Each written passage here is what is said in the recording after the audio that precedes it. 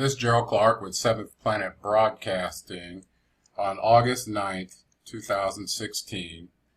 A fan sent me this anonymous message, supposedly from Enki in the year 2013.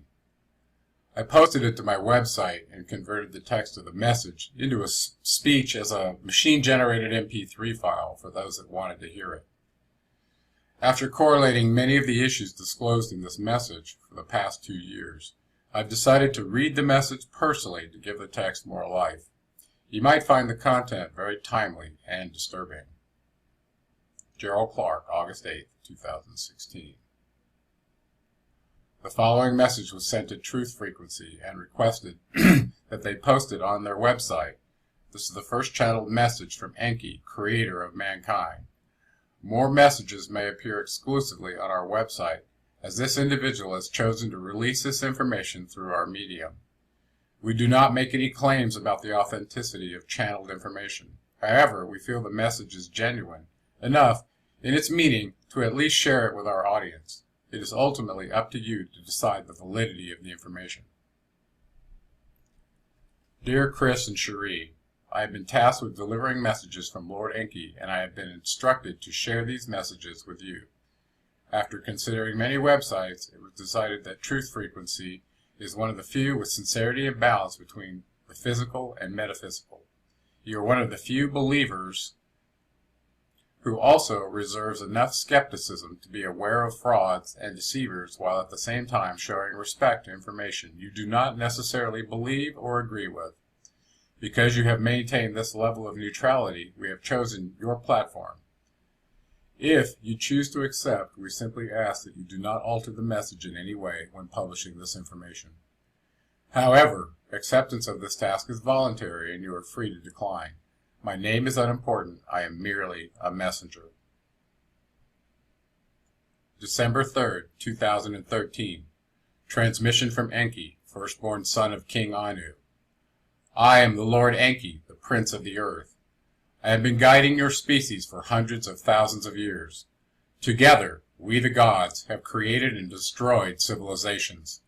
Together, we will guide your kind to the higher dimensions of wisdom and understanding. Ascension is yours if you choose to accept it. Death shall be your destiny if you choose to deny. From the time I stepped foot on Earth and created Eridu, I have called this world my home. Now, as it was in the days of Sudra, Nibiru is once again nearing.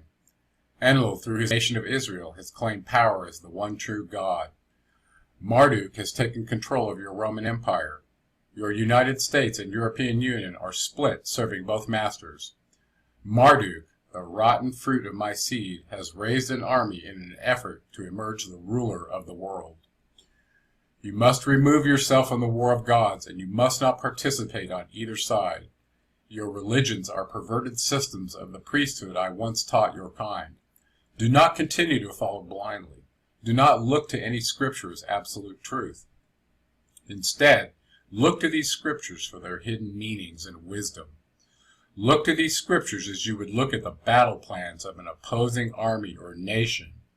You must shed every part of control that is over you, and acknowledge the one true God, the creator of all. For what has happened on earth is an abomination to the creator of all, and I, Enki, have committed great sins against nature in my lifetime on earth. I did so with the purest of hearts and the greatest of intentions, but I have wept at my creation's destruction many times over. When Adapa was sent to Nibiru to stand before Anu, I gave one commandment. Now I give you the same commandment. Do not cower before the gods. Do not cower before Anu. Instead, rise and lock arms. Do not cower before us any longer, for you are now our equals. Anunnaki and mankind have become one. The bond heaven-earth is now yours. In the words of Enlil, when we came to earth, we created man in our image. Their offspring were in our likeness. Now our offspring are in the likeness of mankind. Because of this undeniable truth, you have become the rulers of this world. But deceivers who seek harm upon you have taken the roles in the upper echelons of your society, who together with Marduk have created alliances with beings not of Anunnaki nor of mankind. Your leaders have become vessels for these beings, and their bodies are operating not of their control. There is no empathy, reason, or negotiating with your leaders because your leaders are no longer retain the human spirit. This is why all of your leaders appear to age so quickly. The life energy inside of them is quickly drained by these entities, and their life essence is removed and merged with the life essence of the Dark Ones. When lots were drawn between myself, Enlil, and Anu, I was designated the ruler of Eridu and the Abzu. I created your kind to toil for us in the terrible Abzu of fire and brimstone. When primitive workers we could not control, I endowed you with our essence and created civilized man. Against the wishes of Enlil, I endowed you with the gifts of the tree of knowledge and taught you the powers and wisdom of the heavens. But I did not have a right to control you. I did not have a right to use you as workers. Nibiru is still in danger. The gold does not hold well upon each passing near of the sun. The mining operations from Earth to Nibiru have gone on for over 100 Shar, serving only as a temporary fix. Perhaps the Creator of all has deemed our planet unfit for survival. Perhaps in our haste to save our home, we have doomed your planet to the same terrible fate by prolonging ours and unleashing horrors by our own hands that you should have never seen. It is with a heavy heart that I review the events of the past, and it is with great hope that I present the future to you.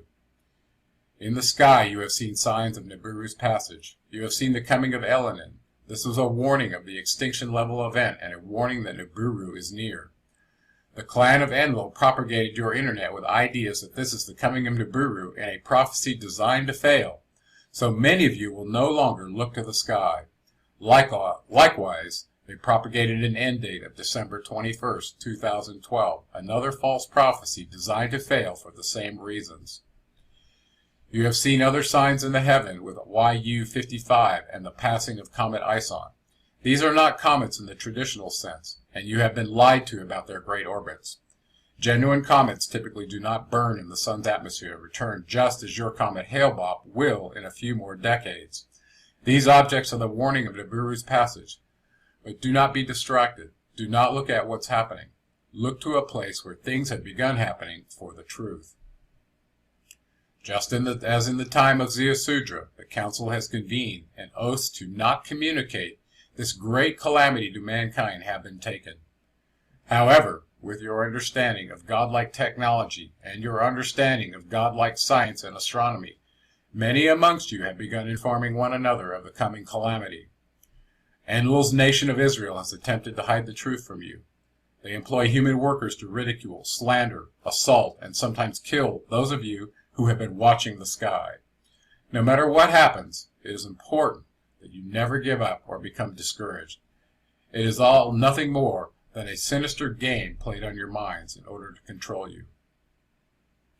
Your aerospace facilities have been hidden from you, the massive bases on the moon. Some of your Earth leaders have been promised refuge there. However, Marduk has lied to your leaders and will not journey to your moon with any human. Other humans will be escorted into underground facilities for safe harbor. Humans who journey to these facilities will never escape, and their generations will become enslaved for thousands of years. My clan has developed technologies in your north and south poles, and for the first time we are capable of controlling the disaster of Nibiru's passage. We are attempting to counteract the effects of Nibiru's gravitational pull. Your instruments have seen the magnetic poles changing directions in an unnatural way. This is our technology in use, and in efforts to prevent the physical pole shift, we have employed space weapons of terror to protect your satellites and power grids. We believe with our infrastructure we can prevent another deluge. You have seen your Earth changing in climate. This is a natural occurrence. However, your leaders have claimed that it is your doing. Many of the people have not fallen for this deception. You must urge others to do the same. You have seen great winds, volcanic eruptions, tornadoes, hurricanes, freezing and burning temperatures. This erratic cycle will continue as your world wobbles to and from its original orbit. Marduk plans to emerge as the ruler of the earth upon the next passage of Nibiru and claim to be your one true God. His clan has several plans in place for all possible outcomes. If my clan's efforts are unsuccessful, Marduk plans to control all survivors of the catastrophe. The second plan involves the chemicals being sprayed in your sky. When it was determined that your atmosphere is dwindling, we employed a plan of action similar to the one on Nibiru. However, against my words, the Council was unwilling to spare any of the gold to repair your atmosphere, and henceforth began using other metals from your Earth. The air you breathe is causing you to suffer from cancer and newly developed medical ailments. Radiation alone does not cause cancerous growth. It is through ingesting these particulates that your bodies begin to grow cells which eat your organs and skeletal structure. These outcomes could not be foreseen. About 30 years after this plan was put into action, in the 1960s, in your 1990s, the decision to block visibility to the cosmos was made by Marduk, who hijacked the geoengineering operation. An additive was added to the mixture to create the white blanket you see in the sky now. This is to prevent you from seeing signs of the passage of Nibiru. When Marduk became aware of our efforts in your North and South Pole, he ordered his clan to add nanotechnologies to the mixture which bind to your DNA. His clan also developed genetically modified organisms, which are being pushed on your people. These organisms, along with the nanotechnologies you breathe, are designed to depopulate the weaker humans while at the same time changing the DNA structure of your species in an effort to remove the gifts I gave you and turn you back into a primitive worker, capable of taking orders, but incapable of communicating and rebelling. The time has come when you, as mankind, must utilize the gifts I gave you and remember who you are and where you come from. You are civilized man with the ability to raise crops and herd cattle. You must go back to your roots if you want to survive as a free species. Do not trust the food at your markets. Do not eat anything that is packaged or processed. And do not drink water without purifying it first.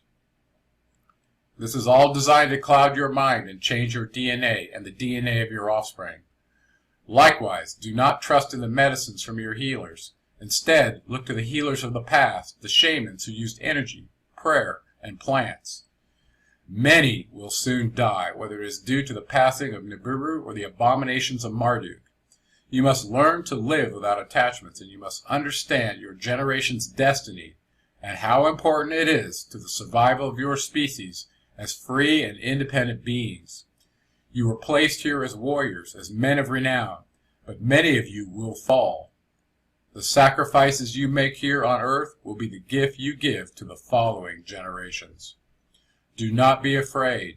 Understand your role and the choices you make. Do not cower before gods or men, and embrace your destiny. I, Enki, will be with you until the end of time.